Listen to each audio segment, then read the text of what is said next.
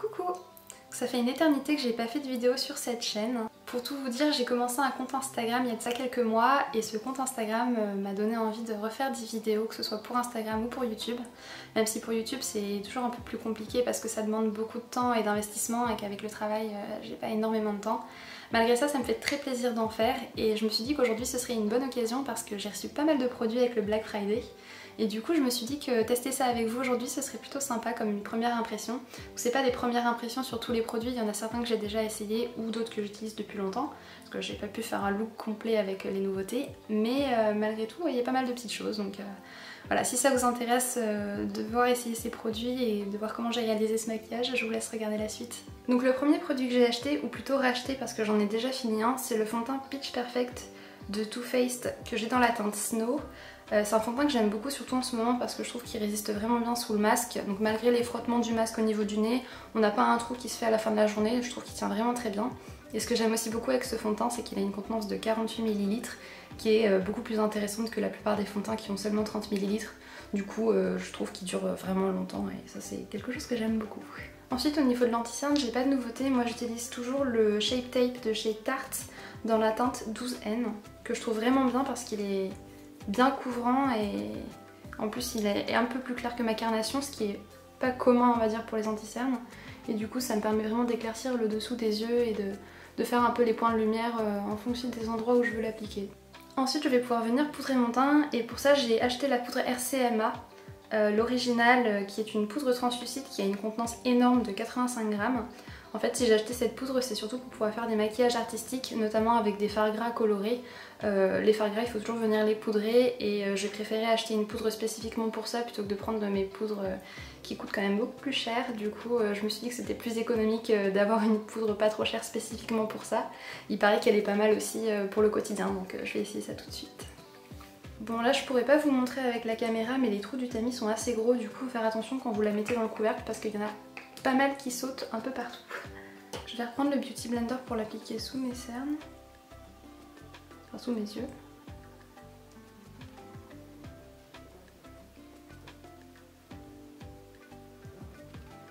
Ce que j'aime bien c'est qu'elle ne fonce pas du tout le teint, en même temps elle est blanche mais malgré tout j'ai l'impression qu'elle change pas du tout la couleur de la peau. Ensuite je vais finir au pinceau. Bon écoutez, je sais pas si c'est une poudre que j'utiliserai tellement pour le quotidien parce que même si elle change pas vraiment la couleur du fond de teint ou quoi, je trouve qu'elle a... Enfin je trouve que peut-être j'en ai mis trop mais je trouve qu'on la voit quand même pas mal sur le teint.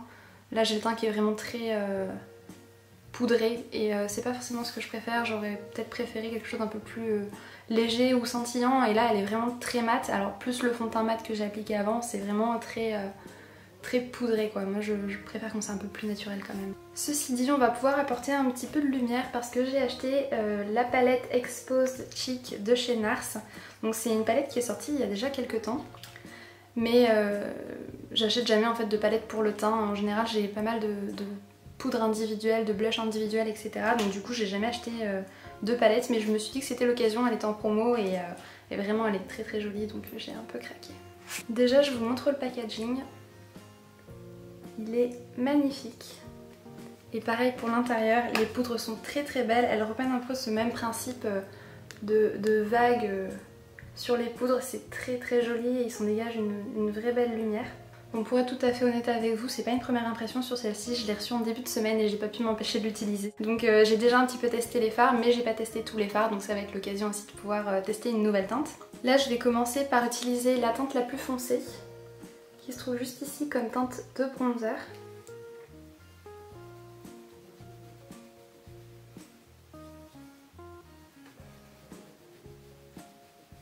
Donc, normalement c'est une teinte de blush mais je trouve qu'elle marche vraiment bien pour le bronzer. C'est sûr qu'elle est un petit peu chaude mais malgré tout j'arrive à bien l'utiliser, que ce soit sur le front ou sur le creux de mes joues. C'est là que j'utilise en général le bronzer et mais je trouve que ça fait bien son travail quoi. Bon, je sais pas ce que vous en pensez mais je trouve que ça a déjà apporté un peu de vie à mon teint quand même. Ensuite je vais venir prendre cette même teinte avec un pinceau plus souple. Celui-ci c'est le 134 Luxe Powder Fusion de chez Zoeva. Normalement c'est un fond de teint pour le... C'est un fond de teint pour l'highlighter mais je l'utilise en ce moment pour, plutôt pour le contour du nez parce que justement je trouve qu'il fait un effet plus naturel, très souple, enfin très plus diffus on va dire que si je le faisais avec un pinceau un peu plus souple, donc je préfère. Maintenant pour le blush, je vais venir prendre la teinte que j'avais le plus envie d'essayer et que j'ai attendu d'utiliser pour faire la vidéo. C'est la teinte la plus neutre qui se trouve juste ici, qui est une sorte de... un peu comme un pêche, mais un pêche marronné. Et moi j'aime beaucoup les couleurs plutôt neutres pour le blush en général. J'aime pas quand c'est trop orange ou bien trop rose. Surtout le blush trop rose, c'est pas trop mon truc.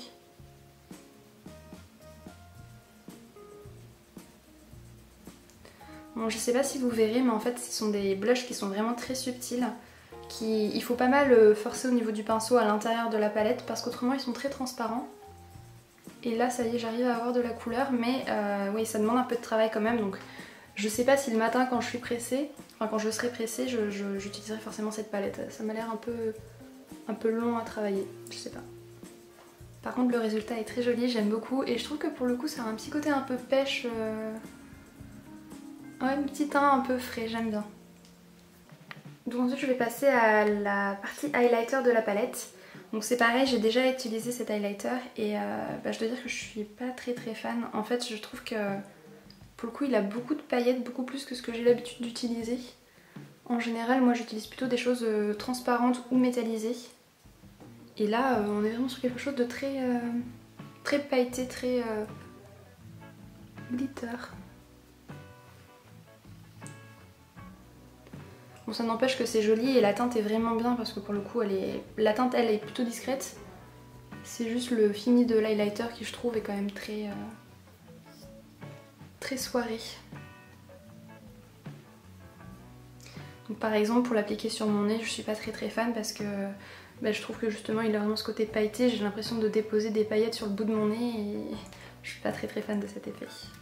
Donc maintenant que j'ai fini avec le teint, je vais juste venir finir mes sourcils avec le Gimme Brow de chez Benefit, qui est un produit que j'aime beaucoup, qui n'est pas du tout nouveau et que j'utilise depuis déjà un petit bout de temps, mais qui justement tient vraiment bien dans le temps. Ce que j'aime beaucoup avec, c'est que c'est surtout très rapide pour faire les sourcils. En fait, en général, moi je touche pas vraiment à la forme de mes sourcils, je les redessine pas du tout.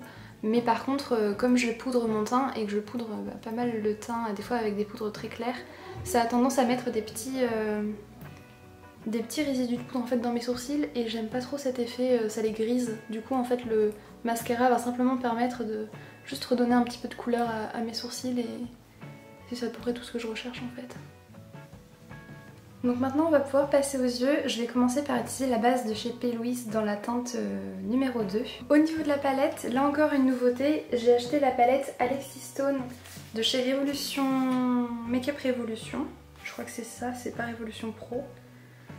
Non bon ça doit être Make-up Révolution, c'est la Instinct palette.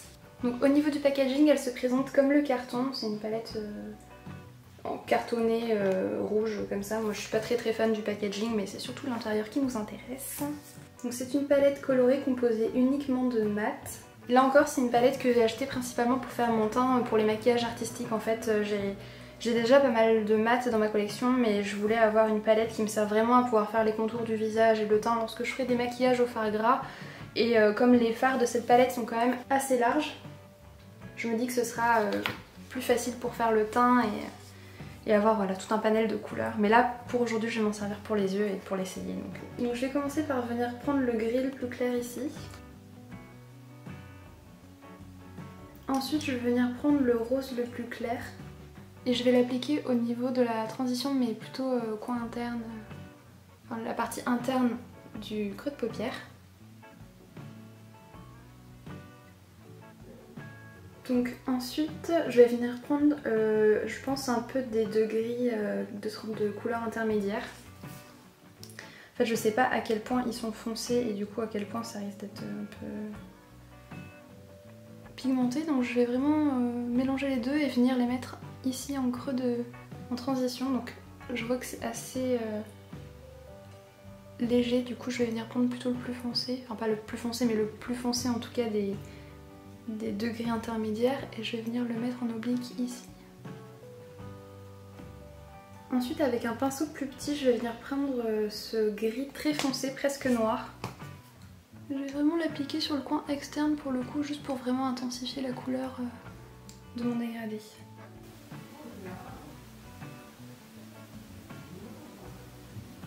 Donc maintenant que j'en suis là, je vais venir prendre un pinceau estompeur et juste venir atténuer un petit peu les bords du maquillage. Et là j'ai très envie de venir prendre un rose très flash. Donc je vais venir prendre celui-ci qui est vraiment un rose presque fluo, vraiment très vif. Ok, il a l'air très bien pigmenté. Je vais l'appliquer donc ici. Ouh oui, il est beau.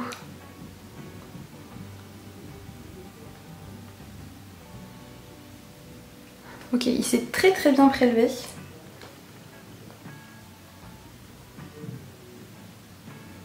Et je vais juste revenir prendre le gris foncé presque noir pour à nouveau intensifier ce qui s'est un petit peu estompé.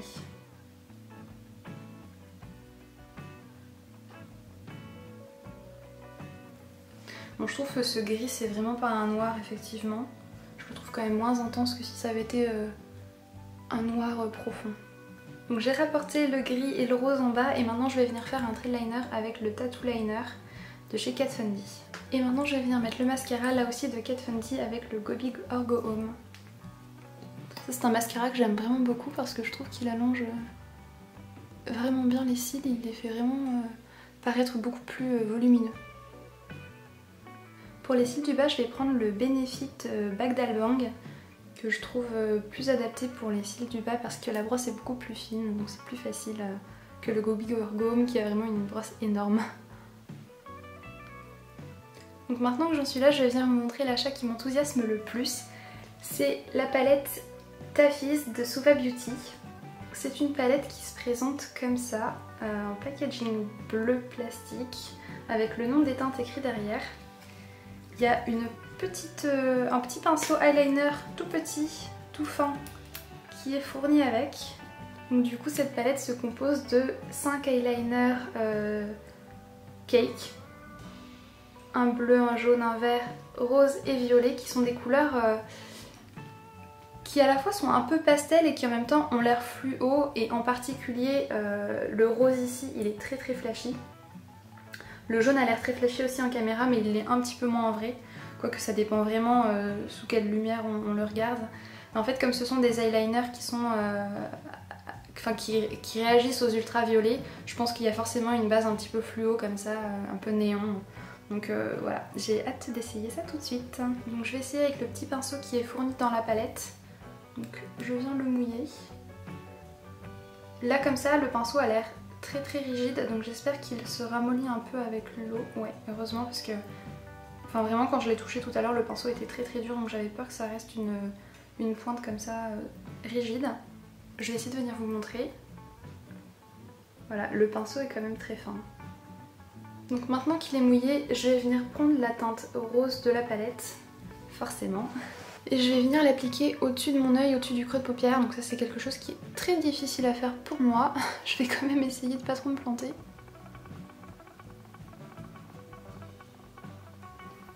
Alors première chose que je remarque c'est que le pinceau est vraiment très fin. Du coup c'est facile de faire des traits de précision avec. J'avais peur qu'il soit un petit peu trop épais pour faire ce genre de maquillage et en fait ça fonctionne bien. Et je trouve aussi que le rose ressort un peu moins fluo sur l'œil qu'il ne ressort dans la palette. Ce qui est aussi un bon point parce que c'est quand même un peu plus portable que vraiment des couleurs fluo comme ça au quotidien. Moi j'aime beaucoup faire des maquillages colorés pour tous les jours. Mais c'est vrai qu'au bureau c'est pas forcément évident de porter carrément du néon. Du coloré oui, du néon c'est encore une autre histoire. Donc là je vais essayer de venir intensifier un peu la couleur.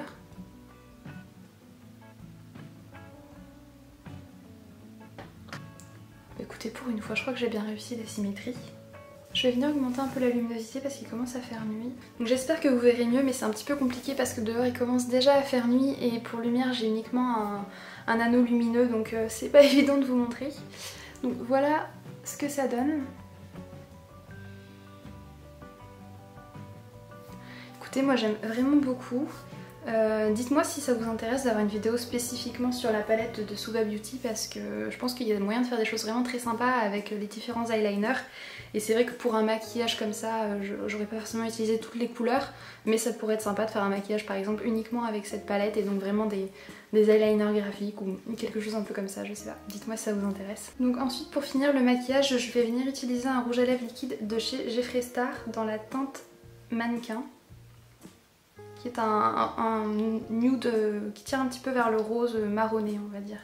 Bon, je sais pas ce que vous en pensez, mais je trouve que c'est un rouge à lèvres qui est peut-être un peu trop pêche pour le look, et c'est dommage parce qu'il va très très bien avec le blush qui lui-même aurait été bien en rose pour aller avec le rouge à lèvres.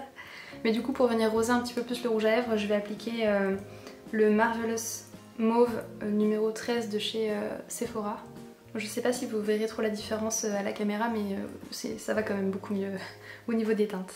Donc on va terminer avec la dernière nouveauté que j'ai acheté pendant ce haul, c'est le produit Freck de la marque Freck, qui permet en fait de faire des taches de rousseur sur le teint. Moi les taches de rousseur j'ai l'habitude d'en faire avec de l'auto-bronzant, mais c'est un petit peu contraignant parce qu'en fait ça m'oblige à faire les taches de rousseur avant d'aller dormir et ensuite les laisser reposer la nuit sans y toucher de la nuit en espérant que mon visage vienne pas frotter sur le matelas, ou sur l'oreiller plutôt. Par contre l'avantage c'est qu'au moins les taches de rousseur me tiennent jusqu'à 3-4 jours parfois, donc c'est plutôt chouette. Mais j'avais envie que ce soit quelque chose, enfin, d'avoir un produit qui soit un peu moins contraignant à l'utilisation et qui parte éventuellement le soir, parce que ça me dérange pas en fait non plus d'avoir des taches de rousseur juste pour une journée et pas le lendemain. Donc j'ai voulu tenter ce petit produit. Bon après je vous cache pas que c'est quand même un produit qui je trouve très très cher au vu de la contenance. Je savais que c'était petit mais je m'attendais pas à ce que ce soit aussi petit, c'est-à-dire que là c'est vraiment une taille échantillon, enfin on dirait vraiment un produit échantillon, c'est plus petit que les crèmes hydratantes qu'on a en échantillon en fait. Donc j'espère qu'il en faut vraiment très très peu pour le faire parce que autrement c'est quand même un peu exagéré d'avoir un produit à 18 € pour une si petite contenance. C'est parti! Donc ça se présente comme ça avec un tout petit applicateur comme un eyeliner. Donc je vais venir faire des points. Oula, c'est très pratique à l'application, ça fait des traits. Je sais pas s'il faut que je le fasse direct. Ah ouais d'accord, bon j'ai fait des traits sur mon visage, je vous cache pas que c'est pas top. En fait j'aurais aimé que l'applicateur il soit un peu plus rigide pour le coup. Parce que là je trouve que en fait il s'écrase sur mon visage. Soit c'est des points qui sont vraiment trop petits, soit il vient s'écraser et du coup bah, ça forme un trait. Après je trouve que la couleur est très jolie, mais juste ouais j'apprécie pas trop l'applicateur en fait. Ça fait vraiment des... À moins de faire vraiment peut-être comme ça. Ouais en fait il faut vraiment charger l'applicateur éventuellement en secouant. Parce que sinon ça fait vraiment... des traits parce que l'applicateur s'écrase sur la peau.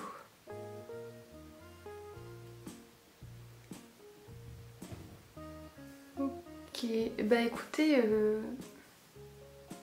c'est mignon mais franchement, enfin j'aime bien la couleur mais juste je trouve ça beaucoup moins naturel qu'avec de l'auto-bronzant. En fait l'auto-bronzant ça donne vraiment l'impression, en fait comme je mets l'auto-bronzant et que ça me fait des taches de rousseur et que je me maquille par dessus et que les taches de rousseur ressortent malgré le maquillage, ça donne vraiment l'impression d'avoir des taches de rousseur naturelles, alors que là on voit qu'elles sont vraiment plus comme posées sur le fond de teint et du coup ça fait vraiment des petits points qui ont été faits volontairement quoi. Bon, ce sera sympa à faire occasionnellement pour une soirée ou quelque chose. Bah écoutez, ce maquillage est terminé, j'espère que la vidéo vous aura plu. Si vous avez déjà essayé certains de ces produits ou si certains vous tentent, n'hésitez pas à me le dire en commentaire, ça me fait toujours plaisir d'avoir vos retours. Si vous ne me suivez pas sur Instagram, du coup je vous laisse regarder Pink or Peach, je l'ai mis dans la barre d'infos. Puis voilà, n'hésitez pas à me faire vos retours, me dire si ce type de contenu vous intéresse ou non. Et voilà, moi en tout cas ça m'a fait très plaisir de le faire, donc j'espère que ça vous a fait plaisir de le regarder. Et je vous dis à très bientôt, prenez soin de vous.